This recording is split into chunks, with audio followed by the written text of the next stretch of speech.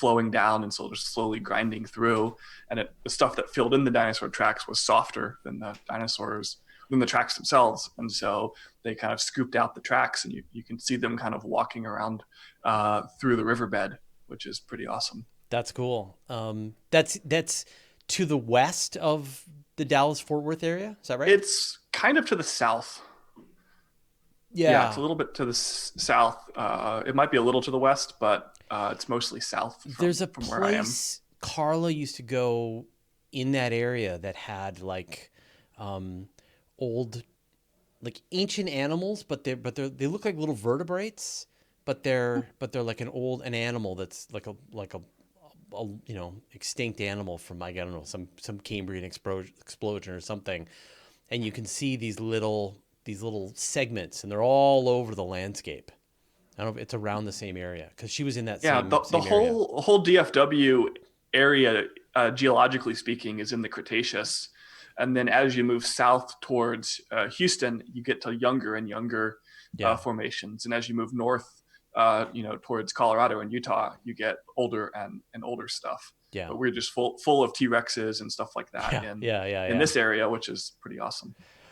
All right. I'm going to say hello to people who are watching right now. Hello to, we're live, by the way. Hello to Andrew Planet, Andy Cowley, Ben Kalo, Bill Smith, Bob Moeller, Brexit Denier, David Fairweather, David Hall, Ferdinand Gautier, Harry Patrick, Ian Farquharan, Johnny J, Johnny Zed, Larry King, Miguel Angel Romero, Nancy Graziano, Arjone, Sergusi, Uncle Bill Druin, and Zapfan. Hey, everybody. And then anyone new who says hello. So I don't know if you heard the news, but we lost one of our moderators this week. Paranor passed away Oh no, that's terrible. 3 days ago. Yeah. Just Monday or Sunday. Yeah, terrible news. It was sort of a big surprise, and he is always one of the most busy people in the chat, moderated comments like a machine. So, it sort of feels like a vacuum to have him not be present. So I'll mention it in the actual show as well, but just how meaningful I think he was to this community, and how sad we are to lose him. It's terrible. Sorry to hear that. Yeah. It's still sort of kind of in the denial stage still, because you just so omnipresent in everything that we do, and so supportive and so positive. And it's really sad. Anyway, I know, bummer, everybody. I don't know if you'd all heard the news, but yeah, and it was sort of what the community was dealing with on Monday. We actually canceled the show on Monday and just hung out on Discord. Wow. And people taught me how to use Discord, which was nice. I feel like such an old man now. Okay, well, we're at the 5-minute. David Weather, I had to ask what else could go wrong. Yeah. All right, I'm going to put you all back in your boxes. There we go. There's me. Sure, I've got everything ready to go. Okay. How do I do this again? Now I remember. Okay. I'll be all right. Another couple of months and I'll be fully up to speed. All right. Hello and welcome to the Weekly Space Hangout for Wednesday, September 30th, 2020. I'm Fraser Kane, publisher of Universe Today. This week, we're going to be talking about comets with auroras, Starlink in action, finally. All the great stuff that's going to be coming up in the sky in October. And NASA astronauts are going to be voting electronically from space. Joining me this week on my screen right now, I got Pam Hoffman. Pam, welcome back. Thanks. I'm trying to figure out what your background is. Your book? Yes, it never shows up. So no, I know. It's always so hard to make it out. So I think this is perfect. Now we can absolutely see your book.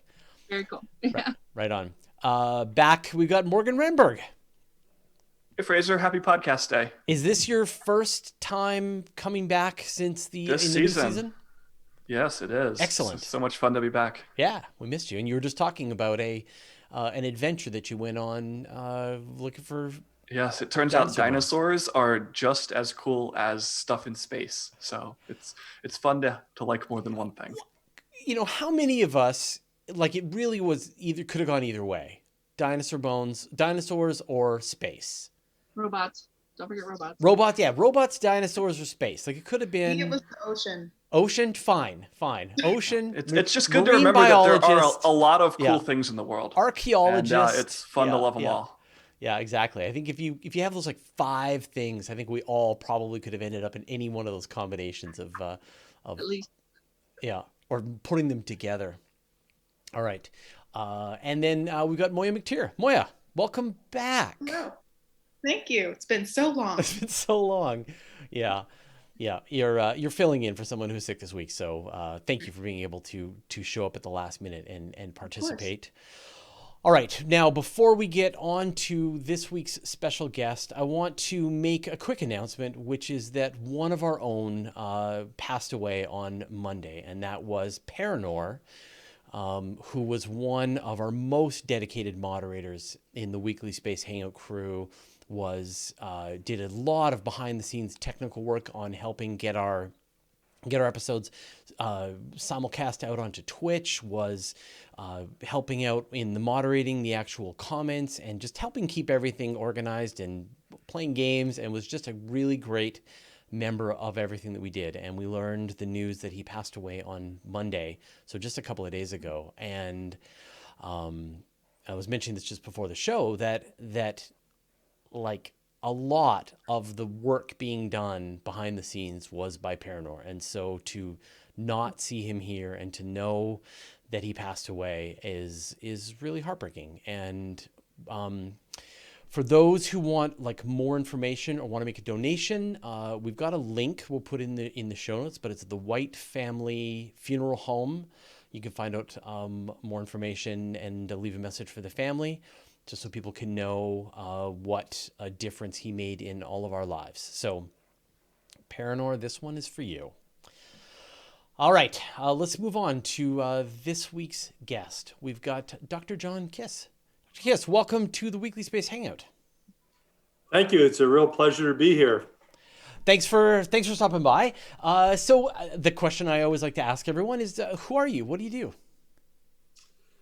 Well, I'm a professor of biology. I'm a plant biologist at the University of North Carolina, Greensboro. And I also, at the moment, serve as the Dean of the College of Arts and Sciences. But probably most relevant is I'm a plant space biologist. And from your background, we were talking before, first person on Mars, apparently. Something like that.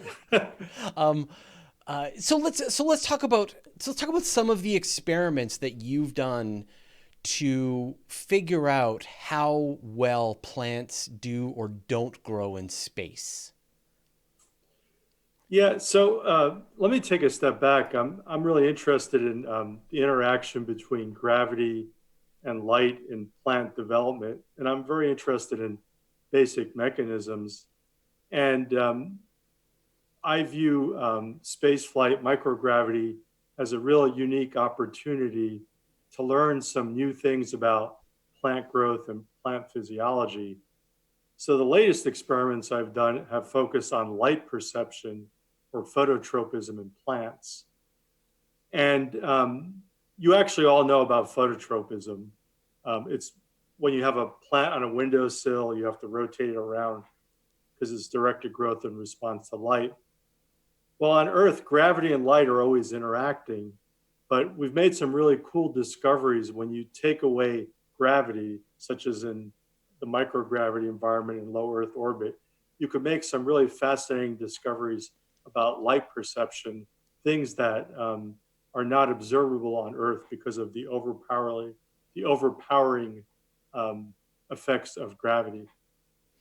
So what happens? I got to know what happens when you don't have gravity but you still have light. How do plants freak out?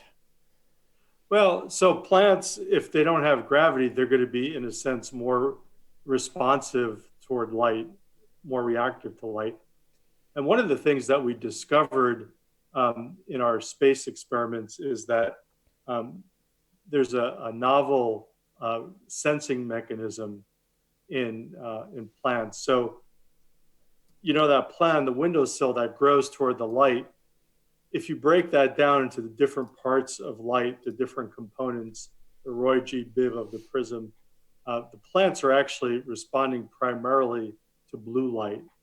So the blue light is very strong effect, and there are specific blue light receptors. However, when you do experiments in microgravity, of course, you see this blue light effect, but we also discovered a novel red light sensing mechanism in plants that was really, there were some hints on Earth, but we really needed microgravity to really see a robust response and to characterize this. So sorry, just to understand that better. So because the plant didn't have to fight against gravity, it was able to react to the red light it was easier for the plant to be able to move its muscles to be able to respond to the red light. Is that what happened? Yeah. Yeah, okay. You catch on real quickly. I'm impressed.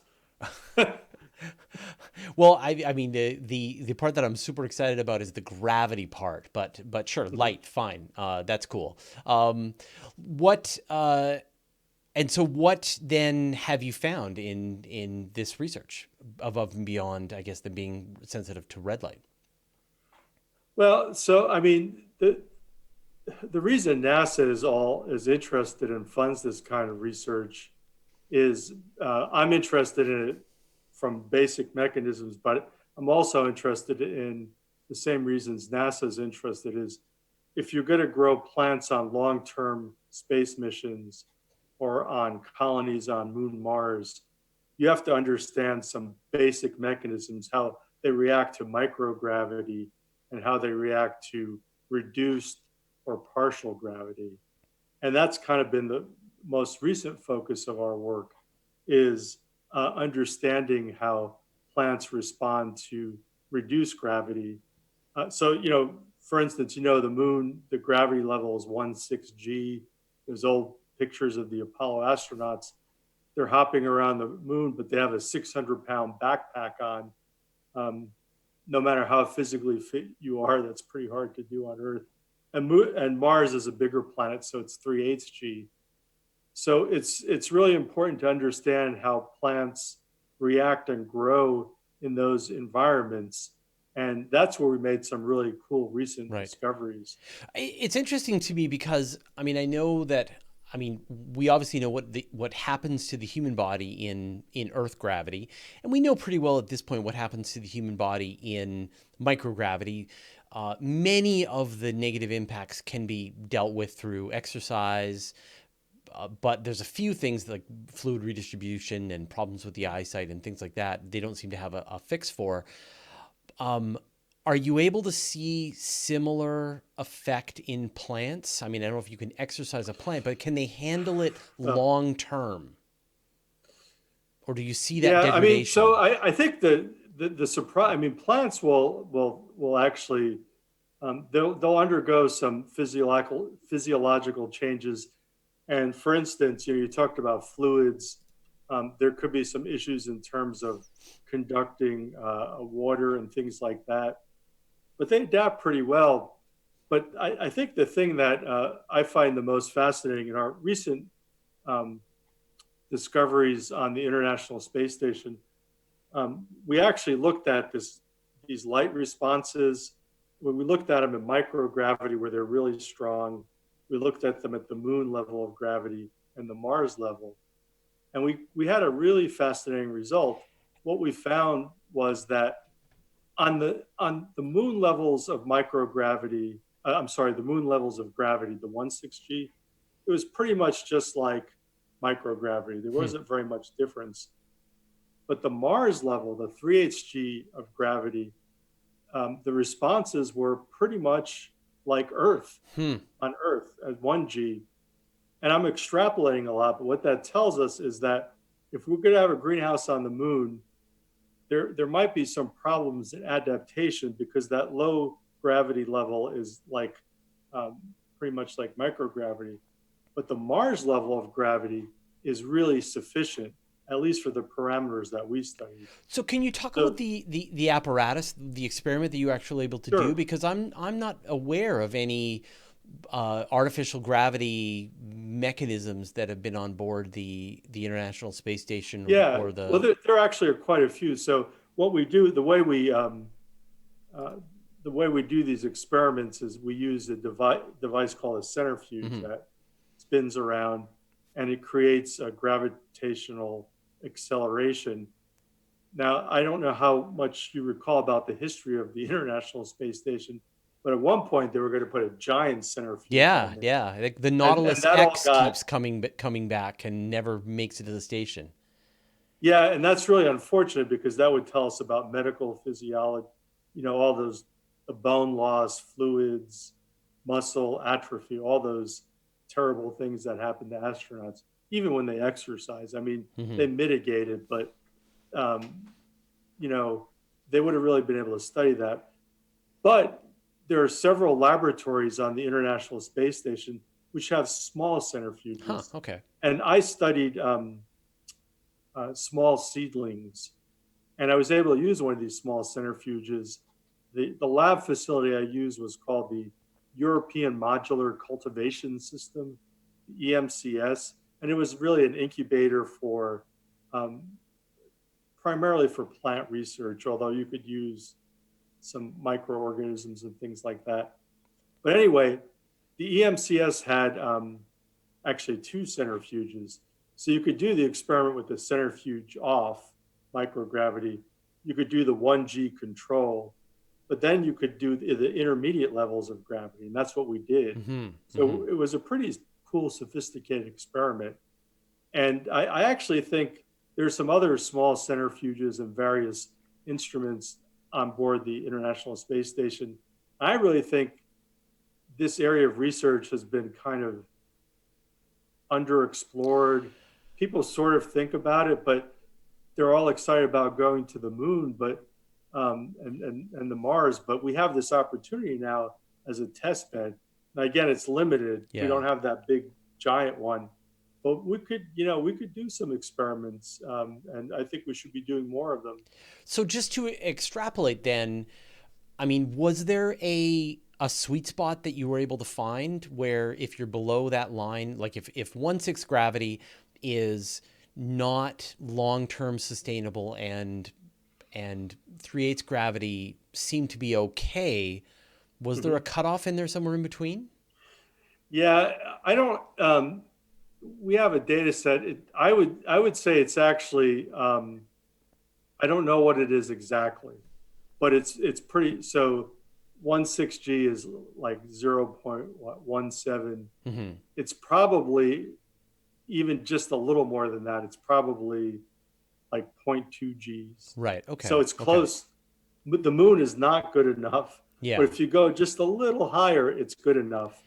And we did this experiment with a flowering plant.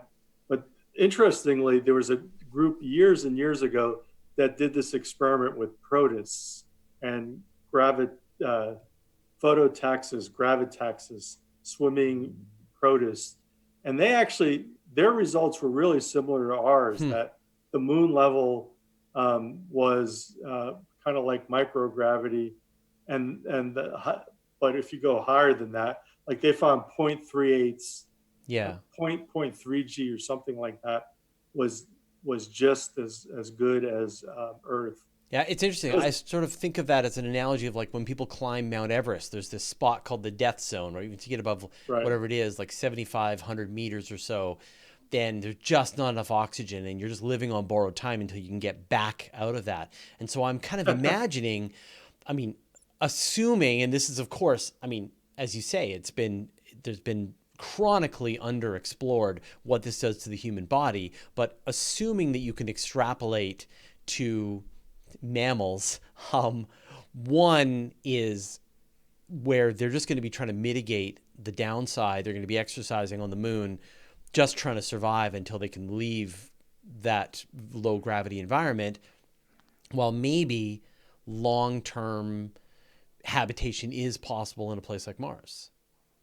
Yeah, I mean, don't get me wrong. There's a ton of problems of growing plants on Mars, radiation, and Yeah. and the regolith, but the gravity per se, at least that's what our results suggest. The But gravity per se, it's not going to be a problem. Yeah, I mean, you can mitigate every single one of those factors. You can live underground. You can bring your air. You can deal with the radiation. The one thing that you can't make is a gravity well, unless you. Yeah, I mean, you could build a centrifuge. Yeah, you build a centrifuge on Mars, and it, and then every day you spend your time in the centrifuge. Yeah.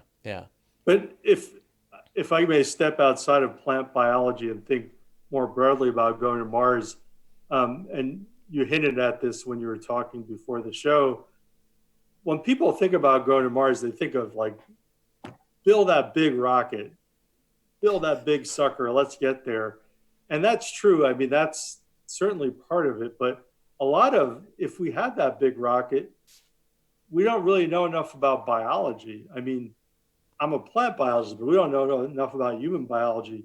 We could get the astronauts there and they could be jellyfish, and they won't be able to do anything. So, that's why, I mean, I do hear about Elon Musk, who I think is an inspirational figure, but all that stuff is completely ignored. It's building the big rocket, which is, again, it's admirable what SpaceX and these companies are doing, but we really need to know more about human physiology, animal physiology, plant biology. Biology is really an important part of all this. So then if you were to be able to sort of choose one experiment that you would love to see flown to either to the space station or on a mission on its own, what would you like to see? Yeah, the problem is I'm a scientist and I have like a dozen experiments, so that's a really hard one to answer. Yeah. I'm offering right now to fund one of them, so you're going to have to decide. Yeah, I actually think one thing that would be really interesting that I'll give you one and sneak in another one. Sure. But the one that I'll give you is, I think the other thing that's really interesting is the possible interaction between radiation effects and the gravity effects. And that's really fuzzy territory. But again, for Mars, that's really important. So maybe combining some kind of radiation experiment with a centrifuge, so you could do a gravity experiment. Right. I think that would be interesting to do. It's interesting. Just today we learned, or just a couple of days ago, we learned that standing on the surface of the moon, you're going to experience 200 times the radiation dose that you experience on the surface of the Earth, and multiple times the radiation dose that you experience on the International Space Station. So it's next level radiation out there, and the surface of Mars I think isn't going to be much better. The other thing is I'm actually working with a planetary scientist at NASA, Chris McKay. I don't know if you know him. Really great guy, and we're trying to develop a proposal for a small greenhouse to go on one of these robotic landers on the moon. So, well, I mean the like the Chang'e 3, Chang'e 4. Yeah, 4. Yeah, they had a little greenhouse on board. That was an interesting thing, but that people have asked me about that, and I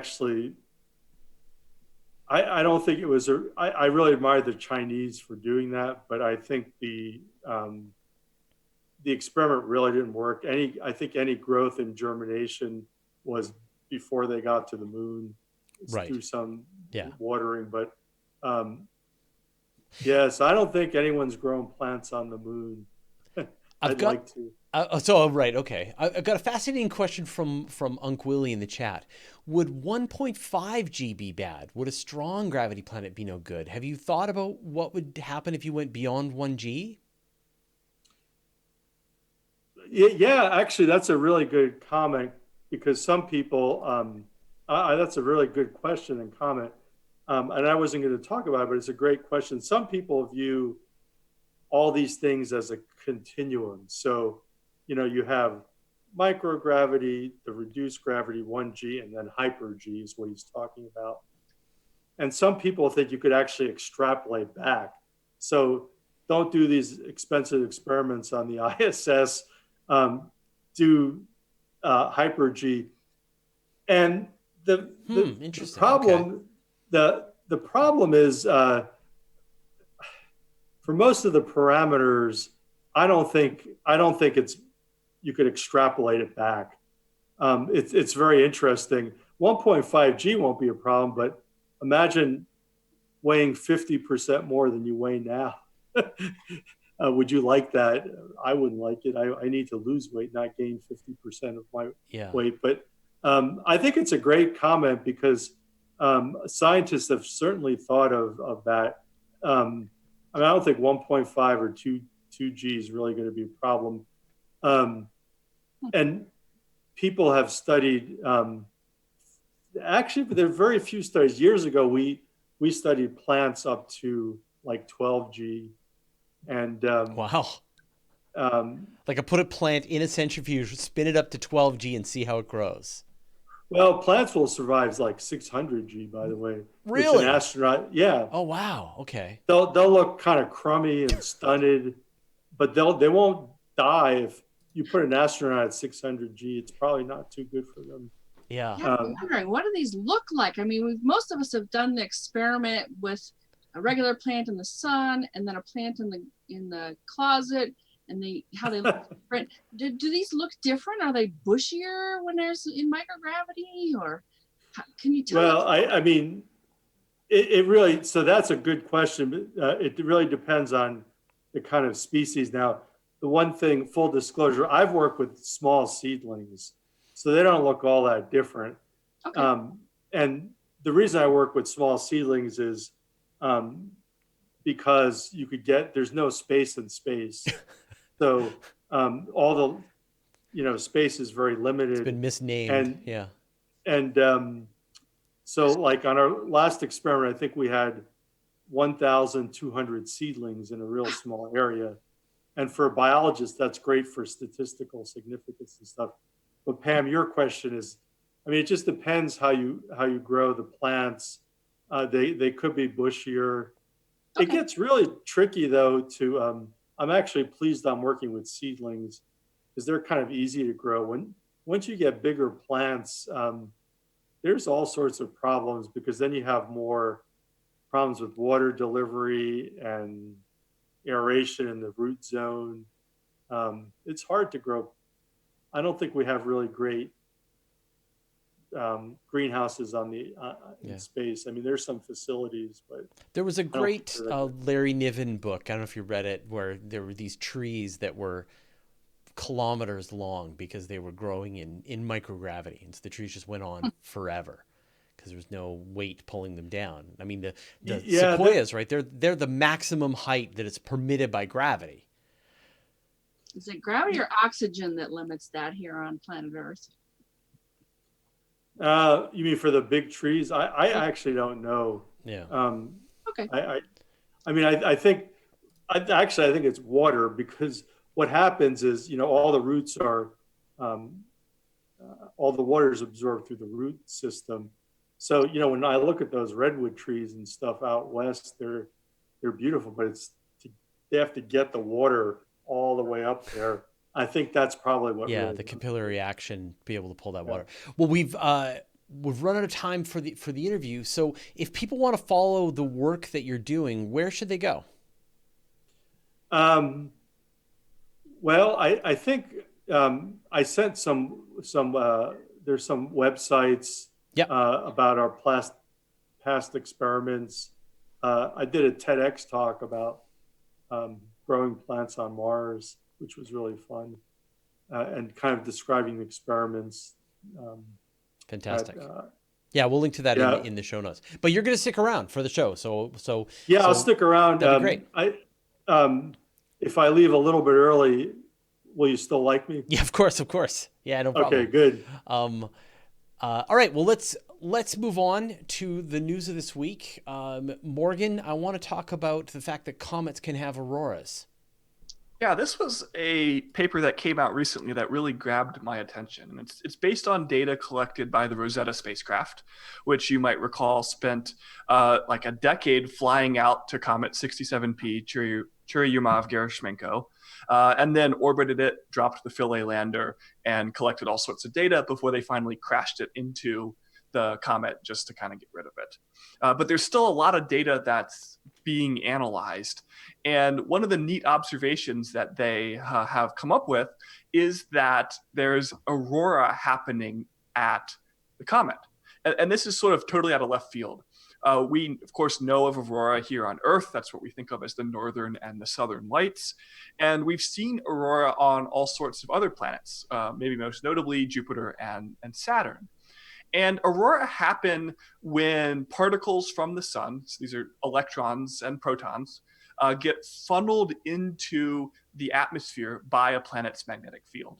So you can kind of imagine the planet's magnetic field extending out of its poles and sort of ballooning out. And these particles from the sun get caught in the lines of magnetic field and kind of follow them back down to the origin, which tends to be the poles. And there they whack into atoms and molecules in the atmosphere and break them apart. And when that happens, they release this energy in the form of light. And that's the glow that you see from an aurora. And aurora are actually incredibly useful scientifically because they allow us to probe the atmosphere in places we can't actually go and visit directly. Right. So you see for the example, glow the fact- and you know what the atmosphere is made of. Exactly. The color that you see, the wavelengths of light that are being emitted are fingerprints that tell you the atmospheric constituents at that particular location. And so we have a pretty good method for understanding how this works at planets. And almost all of those pieces don't really lend themselves well to a comet. So for one, there's not really an atmosphere as we think of it traditionally at a comet. But more importantly, there isn't a magnetic field. And so, of course, solar electrons are whacking into the comet all the time, but that's not enough to create an aurora. To get an aurora, you really need to funnel them down into one area so that you have a lot of this happening all at once. And that's what makes the globe bright enough that we can detect it, even if we're orbiting it very closely with a spacecraft like Rosetta. And so it turns out that comets have sort of substitutes for these different components. Rather than having an atmosphere in the traditional sense, a comet has the coma, which is the kind of cloud of material that's sort of evaporating off the surface of the comet, sometimes being ejected. And then instead of having magnetic fields, the plumes of material coming off the coma carry electric fields. And these electric fields are formed very differently than magnetic fields on the planets are, but they behave, at least at 67P, in kind of a similar function, in that they form this sort of funnel-like structure that once a solar electron wanders into it, it kind of bounces around until it impacts a molecule from the coma. And so what Rosetta was seeing is not visible to the naked eye. Right. So if you were standing on the surface, you would not see the northern lights. Even if you had the 67P. world's most powerful eyes, you wouldn't be able to see it because this isn't visible light. This Yeah. is happening in the far ultraviolet. But again, we can use. They're hoping to use these photons to better understand the makeup of the particles that are wafting off the comet. A lot of which is water. Mm-hmm. But there's other stuff mixed into that water that we want to better understand, and now we maybe have a vector to do that. Right, because it's a little tricky to spot.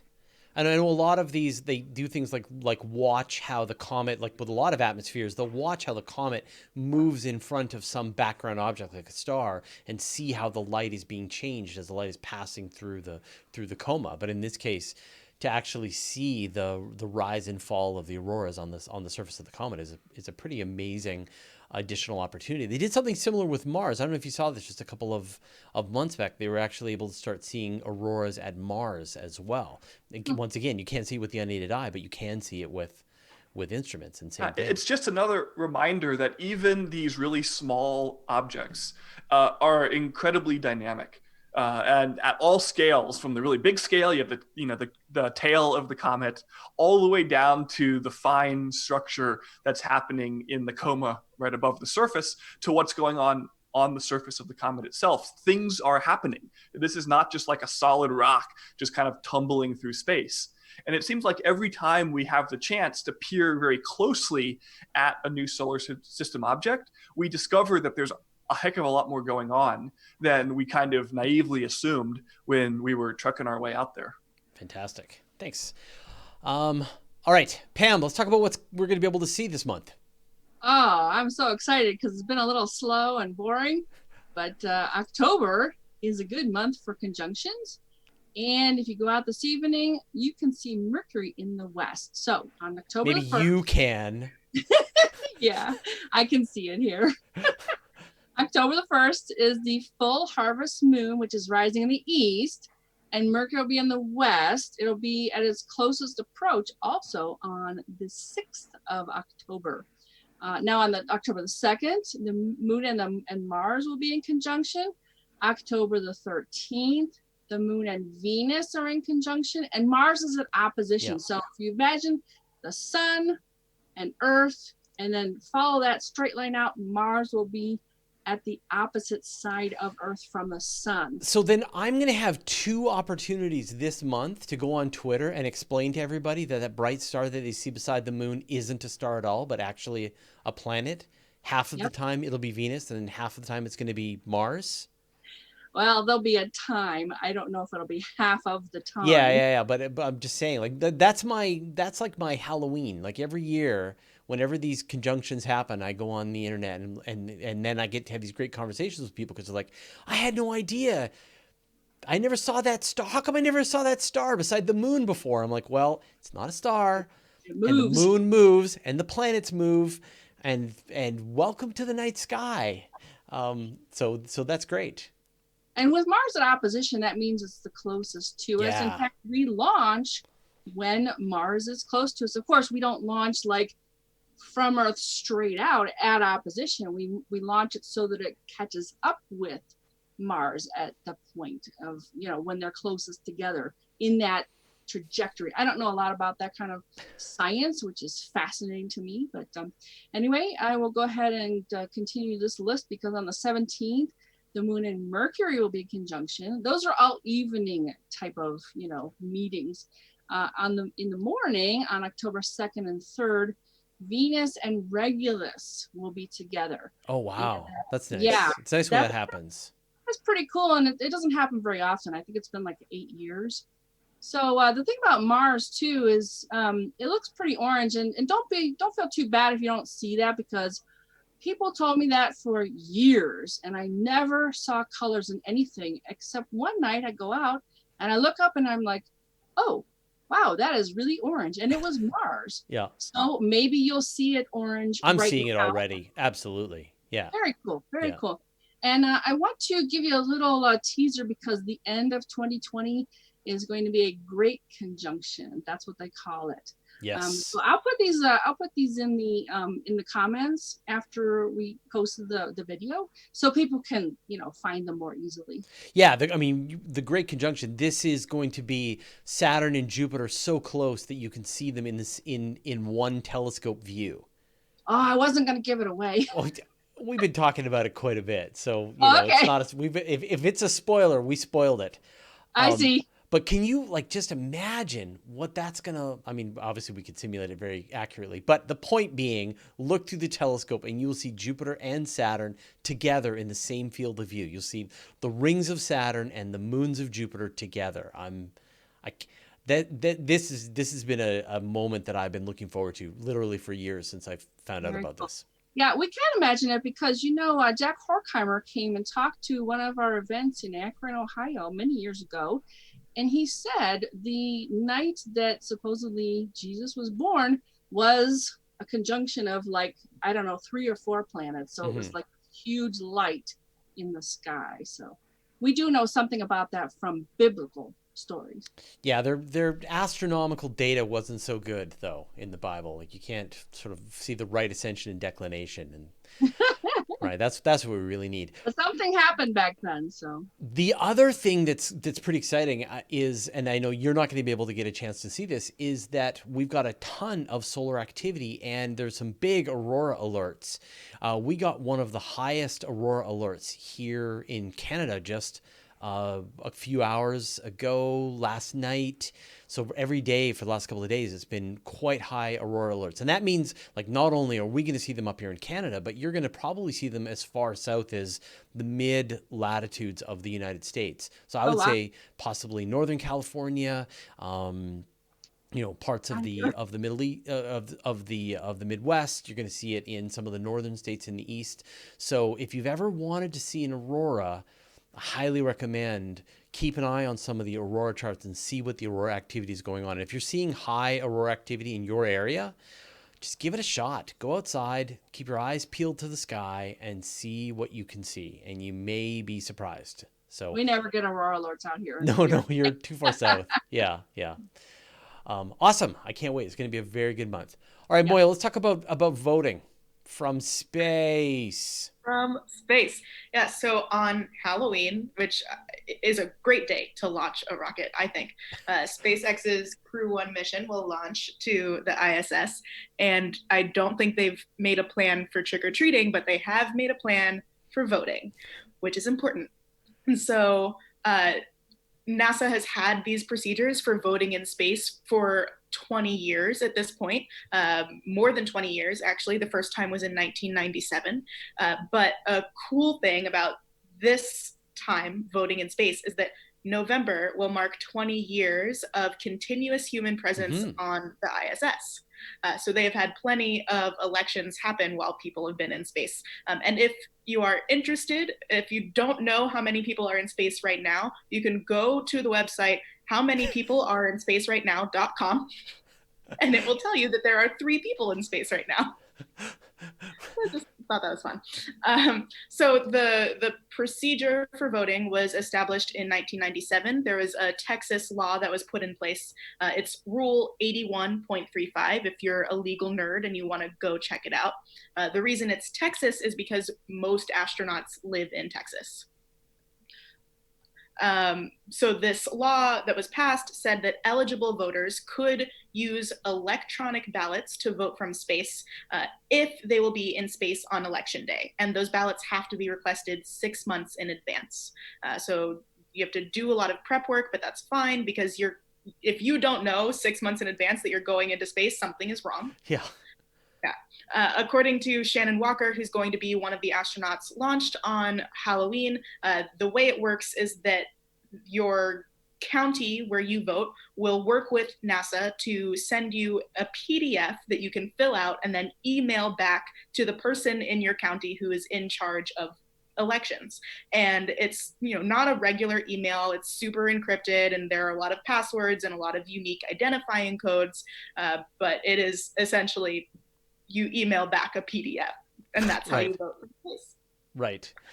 And this isn't, and as you said, this isn't the first time they've done it. So they've had a chance to go through this process. But I guess the issue is that it doesn't scale up very well. Probably not. Yeah. I mean, we were talking before the call about, well, could we just do this for everyone? Everybody, yeah. But probably not because of how careful you have to be with the different unique identifying codes. Yeah. The first person to vote in space was David Wolf in 1997 on the station Mir, the Russian space station Mir. And I did some digging to figure out what election it was, because 1997 is not a presidential election year. So I did some digging, and it was likely for Texas's 28th congressional representative, because the predecessor died before the next election cycle, so they had to do an emergency off-year election. And then just go ahead. Go ahead. I was gonna, I guess the point being, we're gonna get to the point where, obviously, if they can vote in space, you can too. If you live in the U.S., as a Canadian, I don't want to interfere with your election, but you can vote. Right. Yeah. That's how I was going to end it. I did want to say one fun story that I stumbled upon. So you have to request your ballot 6 months in advance. But in 2018, there was one instance where Nick Hague had to cancel his space ballot for the midterm elections because he was going to be in space on election day, but the launch failed. So he didn't go into space and he had to cancel his electronic ballot. And I don't know what he did. Vote in person. Maybe. Yeah. Right. Yeah. If they can vote in space, you can vote here on Earth. Right. That's my message. Awesome. Thanks, Maya. All right, Morgan, we got one other story from you. Yeah, this is an update on the long-running saga of Starlink. And for the last year, basically, we've been watching them systematically launch Starlink satellites. And this week, in fact, we should hopefully see the 12th launch of 60 plus or minus a couple Starlink satellites. And so they now have a constellation up there of many hundreds of satellites, by far the largest satellite constellation in the world. And they're starting to test the system out. Oh, thanks, John. And you got to go. And we know. Thanks for sticking around. Okay. Yeah, and we know that SpaceX engineers have been testing Starlink for some time now. And they've been making various claims about its speed and reliability and ease of use, but we haven't had any way to kind of test that. There's been some private beta testers, but they all sign NDAs. We don't really know how their experience is going. But now we kind of do, because SpaceX has lent some Starlink downlink terminals to the state of Washington to aid in recovery from some of the wildfires that we're seeing out west. So, some of these wildfires are burning through small towns and just basically destroying the town. And of course, all of the utilities and everything that goes along with that. And so having access to the internet is really important, both for the emergency responders, because everything we do now is coordinated over email or instant messenger or whatever. So they need to be able to keep in contact with headquarters. But also, as families start moving back to try to rebuild their lives, their kids are going to need to go to school. And of course, a lot of schooling here in the US is happening through online learning right now. And so not having access to the internet is tantamount to not being able to go to school. Yeah. And so they lent some of these downlink terminals to the state of Washington. And the IT director for the state's emergency response gave an interview to CNBC in which he described how that experience was going. And the answer seems to be it's going really well. He compared them in particular to the past technologies that they've used, which have mostly been satellite uplinks to traditional geostationary satellites. And he said that in comparison, the Starlink satellites are remarkably easier to set up. Rather than taking an hour to 5 hours to set up a truck-sized station, they're able to basically just pull this box out of the back of the truck, point it sort of vaguely north, and then press a couple of buttons. And within 5 or 10 minutes, they have a steady, consistent connection to the internet. And then once they're connected, they're seeing speeds that are much faster than they're seeing through traditional internet and latencies that are a lot lower. And so all of this is basically saying that, Elon Musk wasn't fibbing when making promises about what Starlink has to offer. And there's a lot to see still. How does this scale up to hundreds of thousands or millions of users? Yeah. But the fundamental technological principles seem to be working. And that's great. You never know when you take a bet on a new technology, if it's actually going to work. And there's, so many things to be thinking about with the impact of Starlink, that it's comforting to know that at least the promise seems to be being realized. And then we can unpack the rest of that and whether that promise is worth it relative to the trade-offs. But if they weren't working, then all that doesn't matter, because this is a thing that's not going to happen. Yes. But it is working, and that means it probably will happen. And that reminds us that we need to think about how to make it happen in a way that gets the most benefit for the least amount of destroying our night skies. Except unfortunately, those satellites have already launched. And so it's not like you can go I mean, making sure the technology works in the first place, that's absolutely fundamental to them doing this. But the question being, will it be available and affordable to people, at some whatever price point? Like, if we have to lose our night sky so that people can discount trade faster at Wall Street, then that's not worth it. And if absolutely, right, if they can deploy these satellite terminals and be able to fight wildfires and be able to give people internet in underserved areas, that's probably more important than the degradation of our astronomy capabilities. But we don't have that guarantee. And so now, unfortunately, we have to sort of, after the horse is running away, chase after it and go, but affordability, but equal access. So anyway, it's a right. So this makes the upside case stronger, but we still don't know very much about the downside case. Yeah. And so it's better than not knowing anything. And it's good that we know something now, but we still have a lot to learn about whether this will be available enough to be meaningful enough to be worth the sacrifice that it's going to take. Yep. Yeah. And I mean, I think, for here in Canada, I mean, I know people directly who have spent 20 years not being able to access the internet at any rate. And it is misery. I mean, we're such a gigantic country. We have one of the worst telecommunications sort of access, because people can live hundreds of kilometers from civilization, from population. So it's and to be able to just, like, suddenly you just get in the mail, you plug it in, and boom, you're on the internet as if you're in the middle of a city, would be phenomenal for it's worse than misery, right? It's a question of equity. Because if you don't have access to the internet, you don't have access to higher education. You don't have access to your ability to get a job. Like, maybe you're out somewhere in a rural area and you want to be able to move to Toronto or something to go to school or get a job.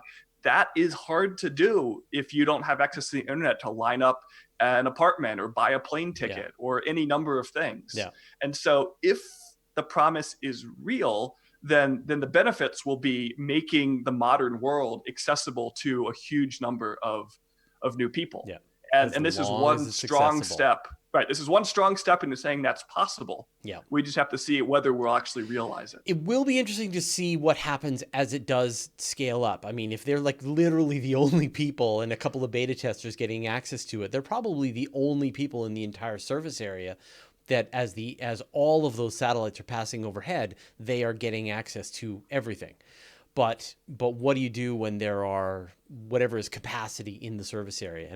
And I suspect that's why it's going to be 42,000 satellites and not 1,500. It's going to be providing a lot of access to a lot of people in a large area. I mean, I know that they're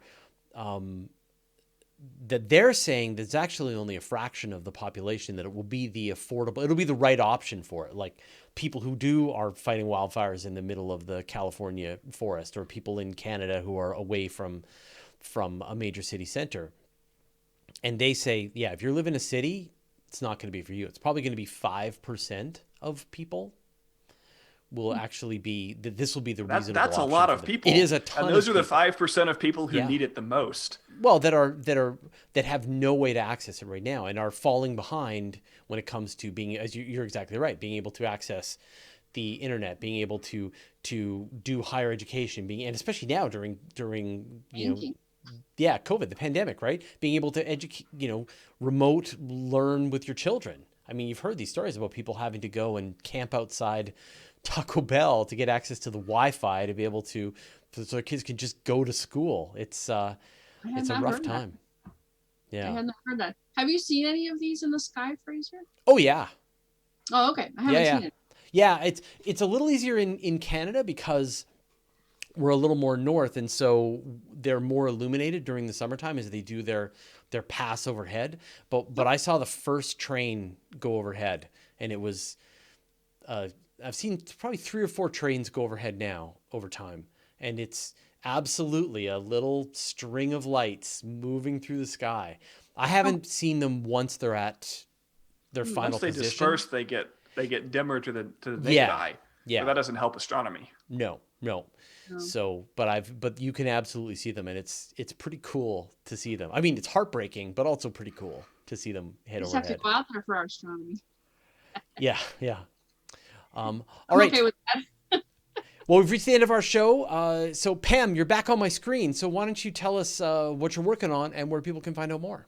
Sure, I've got a couple things going on. Jeff and I started a Friday night Facebook Live show, and we're going to have a topic, and we're going to go for 15 to 30 minutes, unless somebody calls and asks us questions like, what did I see in the night sky? Or did I see the space station? Or was that a UFO? Right.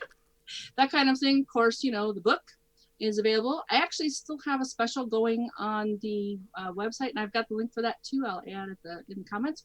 It is a free book to help us promote Robert Jacobson's book, and it's with the membership. So Right on. like I said, I'll add that link, and I think those are the big ones. All Membership, right. free book, and the new show, Facebook Live. It's like 9 p.m. Pacific time, so 9, 10, 11. Okay. If you're feeling kind of not great at home by yourself on a Friday night, we want to talk to you. Right on. Seriously, I know the feeling. We want to bring some inspiration, and if you want to call us, we'll give you the number. So fun times, yeah. Excellent. Morgan, what are you working on? Yeah, I just opened a new exhibit at the Fort Worth Museum of Science and History called Project Planet. It explores the science of climate change and what we can do both to try to stop it and to learn to live with it. This has been a big effort to try to create an exhibit or adapt this exhibit that was supposed to open over the summer to a COVID world where you can't touch anything. But we've got some novel ideas and techniques going on, and I'd love for people to come by and check it out. So people are able to come into the museum now again. Yes, we're open a couple of days a week, only part of the museum. And of course, face masks are required and other health protocols. So people are coming in, and it's been getting great early response, and I'd love more people to see it. It's kind of sad that you're shifting to, we've moved from what can we do about it to how do we live with it? Yeah, it's already here, as we're seeing on the West Coast and on the Gulf Coast and all over the place. We've got the smoke we in can our be skies hopeful, again. but we have to be practical at the same time. Yep. Moya. Hello. You can find me on Twitter at GoAstroMo. And if you go to Twitter and you look at my pinned tweet, you'll see that I'm teaching a class through Atlas Obscura about fictional world building. So if you want to do a creative project, like write a book or design a video game, that's for you.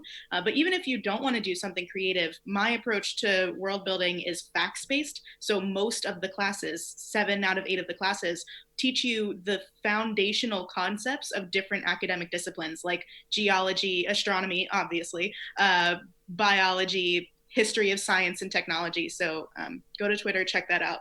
It'd be great to see you in the class. Awesome. Oh, neat. We will be doing another virtual star party, I hope, on Saturday night. Just remember, we've switched to Saturday nights. But the smoke is back, so we may have issues. I mean, if there's any smoke in the sky at all, you don't want it going on your telescope's mirror, so you keep the telescope closed. But we'll see what happens on Saturday night, and we're starting 1 hour earlier now, so we're no longer 9 p.m. Now we're at 8 p.m. Pacific time, so not so rough for the people on the East Coast. It